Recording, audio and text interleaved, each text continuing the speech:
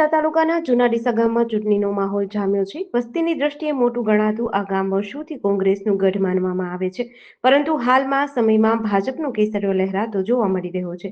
જૂના ડીસા 20 બનાસકાંઠા જિલ્લા પંચાયત મતવિસ્તાર માટે ભાજપે આંચલબેન યરાકુમાર બ્રહ્મભટ્ટને ઉમેદવાર તરીકે જાહેર કર્યા છે. ઉમેદવારના સમર્થનમાં ગામમાં સકારાત્મક માહોલ જોવા મળી રહ્યો છે. મારે રાજનીતિ નથી કરવી, જનતાની સેવા કરવી છે. बात करिए तो बनासकांठा जिला की अंदर क्या जे प्रकारे चूंटणीने लईने क्या गरमावो जोवा मळी रह्यो छे। हाल जो बात करवामां आवे तो बनासकांठा जिल्लानी अनेक बेठको उपर क्या केसरीओ लहराय तेवा दृश्यो जोवा मळी रह्या छे। हाल जो ચોક્કસપણે વાત કરવામાં આવે તો સત્તાની શતરંજ વિશેષ કાર્યક્રમની અંદર આપણી સાથે જોડાયા છે જૂના ડીસાના ભામાસા કહીએ તો પણ ચાલે અને જૂના ડીસાના સેવાભાવી અને હાલ ક્યાંક ભારતીય જનતા પાર્ટી સાથે બનાસકાંઠા જિલ્લાની જે કહી શકાય કે મોટામાં મોટું ગઢ ગણાતું જૂના ડીસા જે જિલ્લા પંચાયતની જે સીટ છે તેમાં ક્યાંક દિલીપભાઈના પુત્રવધુએ ક્યાંક ઉમેદવારી નોંધાઈ છે। તો આપણી સાથે જોડાયા છે દિલીપભાઈ બ્રહ્મભટ્ટ। એમને ક્યાંક ને ક્યાંક પૂછવાના પ્રયત્નો કરીશું। જો આપ જે તાલુકા જિલ્લા પંચાયતની જો સીટ જીતો છો તો પહેલા કામો કયા રહેશે? સૌપ્રથમ તો ભારતીય જનતા પાર્ટીના તમામ કાર્યકર મિત્રોનો અને અમારા પ્રમુખ શ્રી કીર્તિસિંહજી વાઘેલા સાહેબનો હૃદયપૂર્વક આભાર માનીશ। સમગ્ર જિલ્લા પંચાયતની સીટની વાત કરું તો છેલ્લા 4-5 દિવસથી જુદી જુદી જગ્યાએ મારા મતક્ષેત્રમાં જવાનું થયું। ત્યાં ઘણા બધા પ્રશ્નો રોડ, રસ્તા અને ગટર લાઈન અને ખેતીવાડી કરતા ખેડૂતો માટે અંતરિયાળ રસ્તાઓને જોડવાનું કામ કેટલાક અંશે ચાલી રહ્યું છે અને થોડું ઘણું જે કંઈ બાકી છે એને પ્રાયોરિટી આપી હું લોકોની પ્રાથમિક સુવિધાઓ જેવી રોડ, રસ્તા અને ગટર લાઈન અને આરોગ્યની સુવિધાઓ પર સૌથી પ્રથમ ભાર મૂકીશ। સર ક્યાંક ને ક્યાંક એક પ્રશ્ન એવો પણ રહે છે કે આપ મારા ધ્યાનમાં મુજબ છે જ્યાં જાણવા મળે છે સેવાભાવી સંસ્થાઓની જો વાત કરવામાં આવે, સેવાની જો કોઈ માનવ સેવા હોય, પશુ સેવા હોય, ચાહે ગમે તે સેવા જે પ્રકારે કહી શકાય કે કેટલી આપની સંસ્થાઓ ચાલે છે, કોઈ સેવાના નામે કેવું શું સેવા કરીને શું અનુભવો? ઘણી બધી સામાજિક અને સ્વૈચ્છિક સંસ્થાઓ સાથે મારો પરિવાર જોડાયેલો છે। જૂના ડીસા હિન્દુ સનાતન સમાજના પ્રમુખ તરીકેની પણ મારી જવાબદારી છે। એ જ રીતે રામજી મંદિર ટ્રસ્ટ, રાણછોડજી મંદિર ટ્રસ્ટ, અંબાજી મંદિર ટ્રસ્ટ, 2 સેવા મંડળીઓ પણ મારી પાસે છે। જૂના ડીસા વિભાગીય સેવા સહકારી મંડળી અને જૂના ડીસા સોતમલા વિભાગીય સેવા સહકારી મંડળીમાં પણ હું ચેરમેન તરીકે સેવા આપું છું।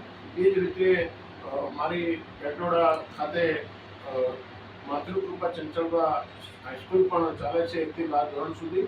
જૂના ડીસા ખાતે નવોદય પ્રાથમિક શાળા જૂના ડીસા 1 થી 10 ધોરણ સુધી પણ મારી શૈક્ષણિક સંસ્થા છે।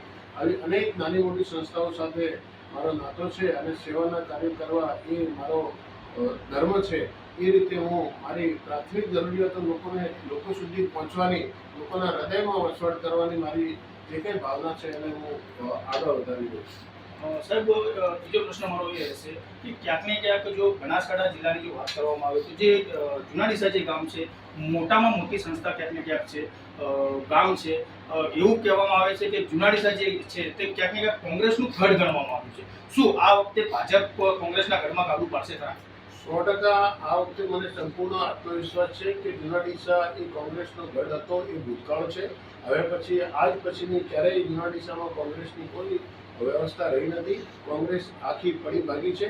જૂના ડીસા એ કોમી એકતા અને ભાઈચારાનું એક પ્રતીક સમગ્ર રાજ્યમાં છે અને આ વખતે મુસ્લિમ બિરાદરો અને મારા સનાતન સમાજના તમામ આગેવાનો સાથે મળીને મને ટિકિટ અપાવી છે। જૂના ડીસા મુસ્લિમ સમાજ સંપૂર્ણ ભારતીય જનતા પાર્ટી સાથે છે। મને સંપૂર્ણ વિશ્વાસ છે કે આ તમામ સમાજો સાથે મળી ભારતીય જનતા પાર્ટીના 4 ઉમેદવારોને જીતાડશે અને અમે વિકાસના કામો ચોક્કસ આગળ વધારીશું। સાહેબ ક્યાંક ને ક્યાંક કેન્દ્ર સરકાર, રાજ્ય સરકાર જે છે ગુજરાતને વેગવંતુ બનાવવા માટે કે ગ્રામીણ ક્ષેત્રોને વેગવંતુ બનાવવા માટે ક્યાંક ને ક્યાંક સરકારી યોજનાઓનો લાભ તો આપે જ છે, પરંતુ આપના ધ્યાનમાં કોઈ એવી યોજના છે જેથી કરીને તમારા જે મત વિસ્તારની અંદર જે ગામો આવે છે એને કંઈક અલગથી આપવું છે, એવો શું વિચાર તો ખરો? સમગ્ર રાજ્યમાં અને દેશમાં ભારતીય જનતા પાર્ટીની સરકારે અનેક વિકાસના કામો કર્યા છે। સેવાકીય પ્રવૃત્તિઓ 108 જેવી સુવિધા, આંગણવાડીઓ, બાળકોના નાસ્તાની વ્યવસ્થા અને એ સિવાય પણ અનેક સેવાકીય સંસ્થાઓ ભારતીય જનતા પાર્ટીએ શરૂ કરી છે।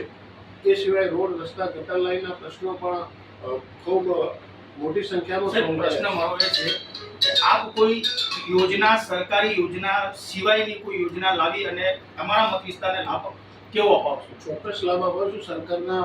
સરકાર સાથે ચર્ચા વિચારણા કર્યા બાદ અમારી પાર્ટીના જે કંઈ નીતિ નિયમો હશે એને અનુસરી કઈ નવી યોજનાઓ, કઈ પ્રોજેક્ટો સરકાર સામે રજૂ કરીશું અને આમાં સરકારની મંજૂરીથી જે કંઈ સફળતા મળશે એની આગળ વધારવાનો અમે પ્રયત્ન કરીશું. સાહેબ, પ્રશ્ન એવો રહેશે કે ક્યાંક ને ક્યાંક હાલ ડોર ટુ ડોર પ્રચારની વાતો હોય, હાલ ક્યાંક ને ક્યાંક લોક સંપર્કમાં તમે ફરી રહ્યા. કેવો પ્રતિસાદ, શું લાગે છે? ખૂબ સારો પ્રતિસાદ છે. ક્યાં ને ક્યાં આખા જિલ્લામાં કોઈ કોંગ્રેસનો કોઈ ઉમેદવાર જીતવાની કોઈ શક્યતા નથી. ભારતીય જનતા પાર્ટીના દરેક કાર્યકરો દરેક કામો લાગી ગયા છે અને જ્યાં જઈએ ત્યાં લોકોનો ખૂબ પ્રતિસાદ મળે છે. હું મારી જિલ્લા પંચાયત સીટની વાત કરું તો હું વાસણા, રસાણા, નાના મોટા ભોયણ અનેક ગામોમાં હું ફર્યો. સરયુનગર અને શેરગંજ જેવા વિસ્તારોમાં પણ મને લોકોએ ખૂબ ઉમળકાથી આવકાર્યો છે. મને ચોક્કસ વિશ્વાસ છે કે આ વખતે ભારતીય જનતા પાર્ટીનો ભગવો સમગ્ર જિલ્લામાં અને રાજ્યમાં નગરપાલિકાઓ સહિત લહેરાવાનો છે એ અમારી પાર્ટીને સંપૂર્ણ ભરોસો છે. સાહેબ, છેલ્લો સવાલ એ જ રહેશે, શું આપના મત વિસ્તારના મતદારોને શું સંદેશો આપશો? અમે અમારા મત વિસ્તારના લોકોને અને સમગ્ર રાજ્યના અને નગરપાલિકા અને જિલ્લા પંચાયતના તમામ મતદારોને સંદેશો આપીએ છીએ કે હવે સામેના પક્ષે કશું રહ્યું જ નથી.